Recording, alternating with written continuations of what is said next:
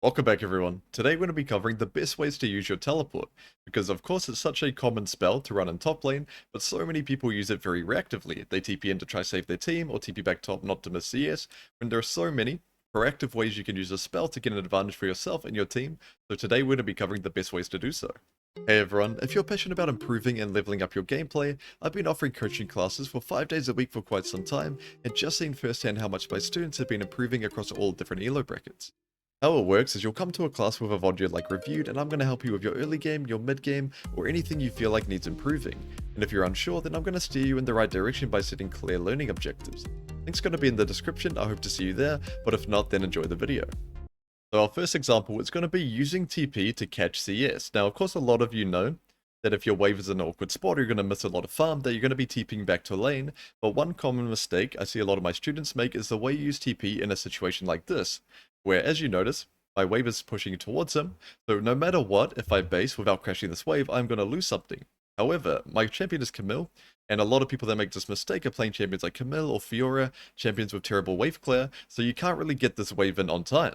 But a lot of people try to get this wave in, they try to push, and then it's frozen outside the enemy tower, they either die or they have to base and TP back anyway, and then they're walking back on a freeze where the enemy jungler can easily gank, and also you're going to miss a lot more CS. But if you choose to base now, right after you clear the wave under tower, at the start of your bounce back, you're still going to lose stuff. As you can see, some of my creeps are dying, but you're not going to lose as much, and now you can start to build your wave from right outside of your tower, so it's a lot easier to crash it than if you were to do the reverse, and I tried to awkwardly crash this cannon wave, Fiora would freeze it anyway, and then I'd have to base and TP regardless, but I'd lose a lot more, whilst being under threat of the enemy jungler.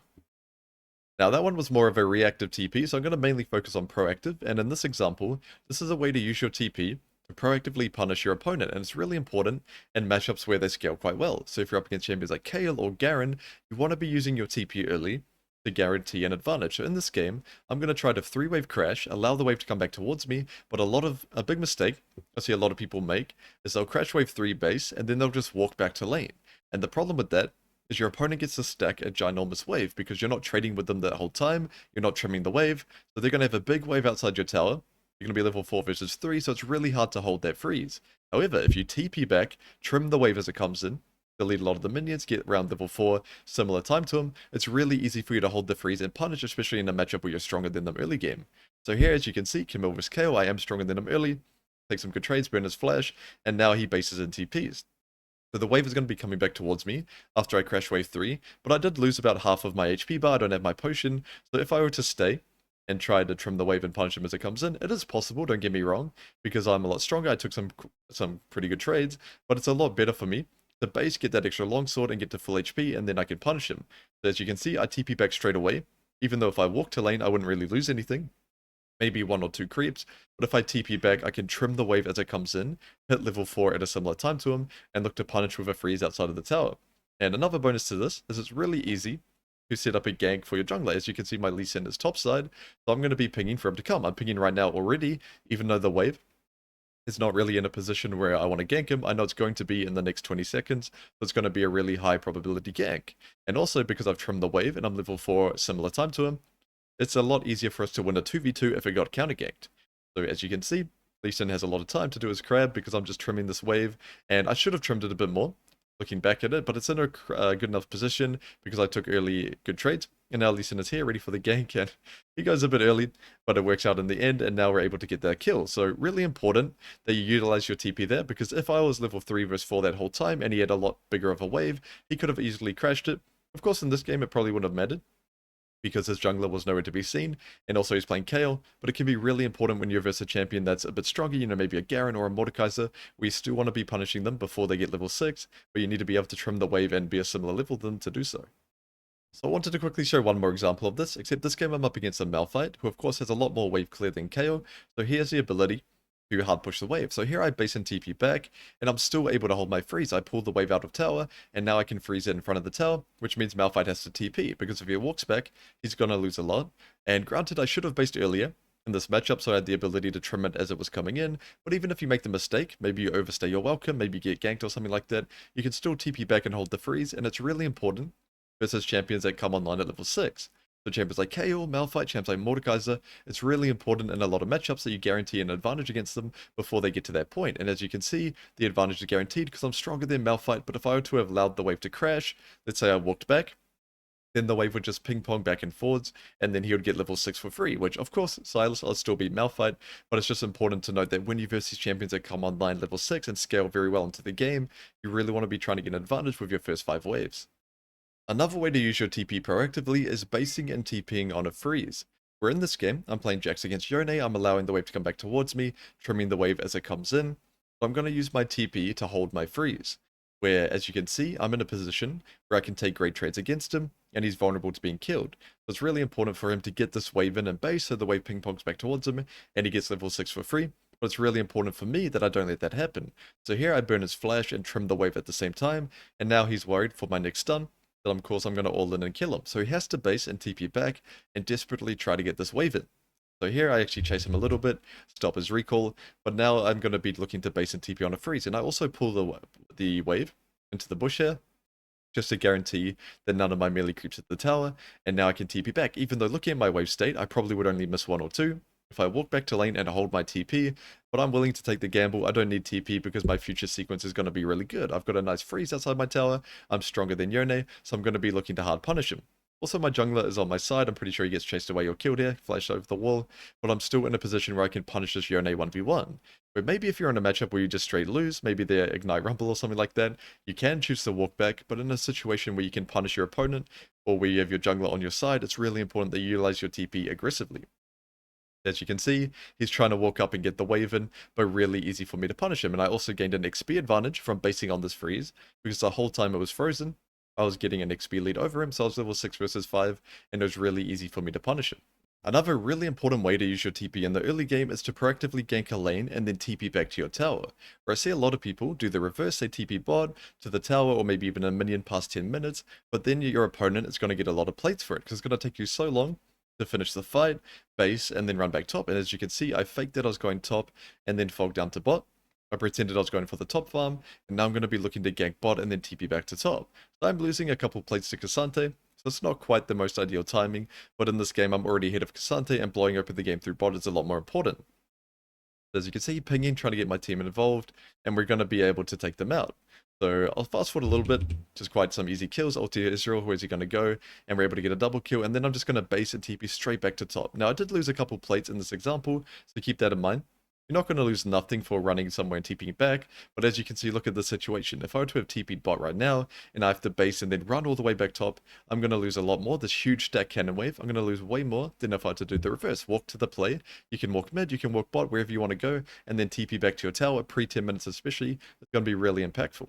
So I have another example here of something very similar. In this game I'm playing up against a Malphite top, where I have 3-wave crash, but instead of basing, TPing back to lane, trying to trim the wave as it comes in, or even staying in lane and holding onto my TP, I choose to use this timer to roam mid, punish this Yasuo, and then TP back top, because as all of you know from solo queue, Katarina vs Yasuo mid, whoever wins this mid matchup is probably going to win the game, so if I can be impactful and change the outcome of this lane, I'm going to be trying to, which was my early game plan in this game. As you can see, flank this Yasuo, and I'm able to take him out, dive in with the Katarina, and now she's going to be 1-0. She's most likely going to snowball in this game. Very, very volatile mid matchup, but the top matchup doesn't really matter. If this Malphite was 0-1, 0-2, he's still going to be Malphite. Even if he's down 100 CS, you're probably versus an autofilled Malphite, he's always going to be useful. It's more important for me to use my pressure and my first TP to impact a game mid or bot, and in this game, Katarina vs Yasuo, it was just way too tempting to get involved early game and then use my TP to catch all this farm. Next one, we're going through how to use your TP in the mid game effectively. And the first point, if you're playing a champion that's strong in side lane, you want to be pushing out your wave all the way, making somebody respond to it, and then you can use your TP to enter the fight early. And it's really important, if you're versus a top laner with no TP, maybe an Ignite top, or maybe his TP's on cooldown, or maybe they even send the mid laner to deal with you, if you can force this type of situation, and then TP to the fight early, you're going to create yourself a really good 5v4 and get to the fight as fast as possible utilizing your TP. As you can see in this example, Zoe is stuck bottom, I'm able to TP in, and I'm not the most useful in this fight to be honest. Katarina does most of the grunt work, but you can see my intention. I made Zoe react to me, so she's not a part of this fight, and it went a lot better than it should have if I were to have just TP'd in straight away before creating that side lane threat. Now, before we keep going through more examples of how to use your TP, I really wanted to expand on how to use your TP around neutral objectives, in more of a general knowledge sense instead of just specific examples, because there's a lot of information you really need to know about how to use your TP around dragons, barons, or any type of major objective.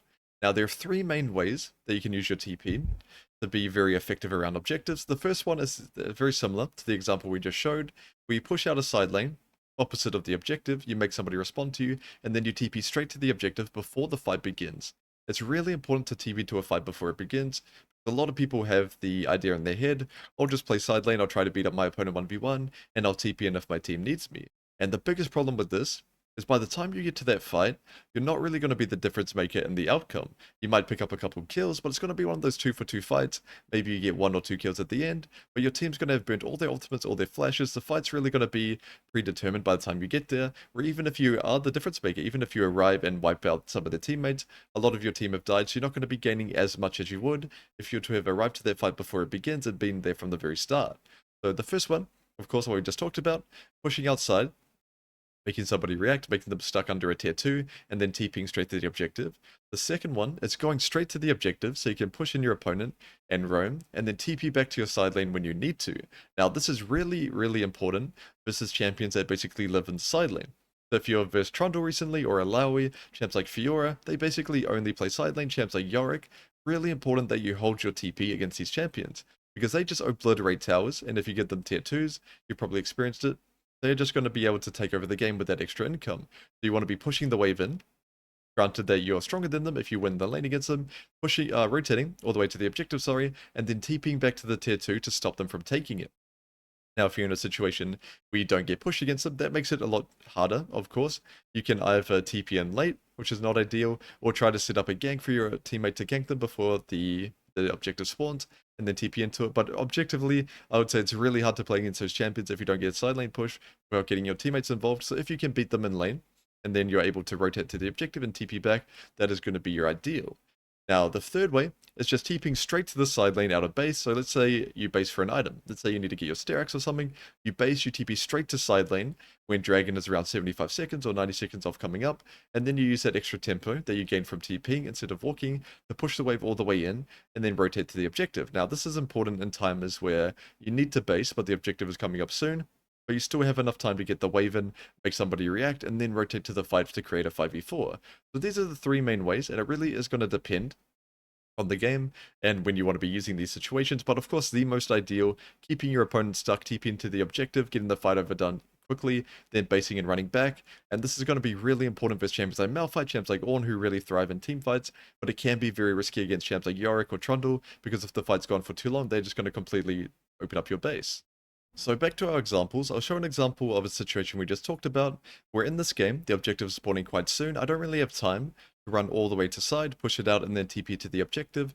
So here I choose to TP straight onto the map for tempo, push this wave all the way in, make Cassante react, and then we're able to fight this dragon 5v4. Now granted, it would have been better for me to push out top, but I didn't really have time to push out top and still make it for this dragon on time, so I chose to push out bot instead. Not their most ideal, but also in this game we have a Yasuo who is very good at side laning as well, so he can sort of take over the role in pushing out top.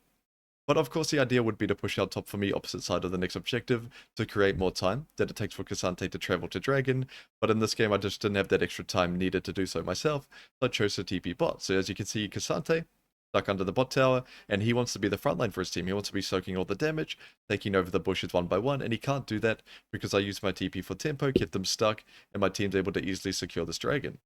Now those are the most important concepts of how to use TP by far, but I will go over a few small ones. And in this game, we're trying to siege with Baron, but as you can see, the enemy top laner is trying to push top and split us up, trying to pull me away from the siege. So I start my recall at this timer, and then I wait. If I see him show on this wave, I'm going to finish my recall. If he's left and he's trying to punish my team, I'm going to keep pushing. As you can see, the second I saw him show, right now, I completed my recall, run straight top, and I'm looking to fix a wave, which is really important because if I were to push one more bot wave and then TP to top tier 2 in a panic trying to stop him, and he rotated onto my team, or maybe I just killed him but my team fought 4v4, you've probably had that happen a lot, and they lose, our Baron siege is going to be a lot weaker, because I'm really fit in this game, 12-3, I really want to be a part of the Baron situation, so it's important that I hold on to my TP, I run top, fix this wave, and then TP onto the Baron siege later on, so that I can help my team with any type of team fight. The next concept we'll cover is going to help you guys fix the most common mistake I see people make with their TP, That is when they TP in to save their team after the fight has already been engaged. So in this example here, I'm pressuring mid, we're doing 2 lanes with Baron the classic, and Fiora is TP flanking my team. Now Brand is rotating up as well, so they're in a situation where they can fight my team 5v4. However, even though I want to be pressuring mid, instead of TPing in after the fight already began, I TP in early, and now Fiora just disengages the fight, so my team can siege his tower freely. So a lot better than TPing in after the fight's already engaged, my team's flashed away, and it's a lot more threatening for them to play out the situation.